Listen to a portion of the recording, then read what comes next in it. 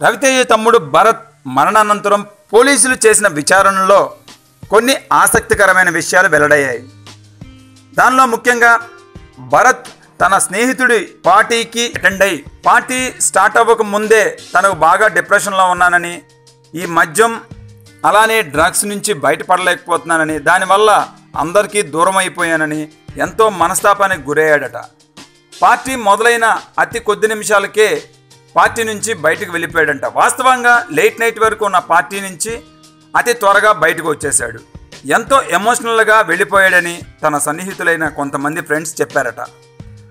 ఆ ఎమోషనల్ స్పీడ్లో వస్తూ ఆగి ఉన్న లారీకి 200 మీటర్ల దూరంలోనే దానికి అలర్ట్ ఫ్లాగ్స్ అలానే రేడియం బోర్డ్స్ కూడా పోలీసులు అమర్చడం జరిగిందట.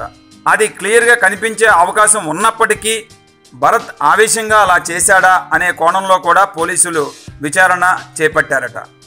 దానికి కారణం భరత్ కారు 150 స్పీడ్లో ఉన్నప్పటికీ అది క్లియర్గా కనపడతాయట ఎదురుగా ఉన్న రెడ్ ఫ్లాగ్స్. అంతేకాకుండా భరత్ కారు ఏమాత్రం బ్రేక్ కూడా అప్లై చేయలేదంట. దానికి సంబంధించి ఎలాంటి ఆధారాలు అంటే బ్రేక్ అప్లై చేసిన ఆధారం ఒక్కటి కూడా లేకపోవడంతో భరత్ బ్రేక్ అప్లై చేయలేదని తేలిపోయింది. దీంతో డిప్రెషన్లో ఉన్న భరత్ ఎమోషనల్గా ఎలా చేశాడా అనే కోణంలో కూడా పోలీసులు విచారణ చేస్తున్నారట.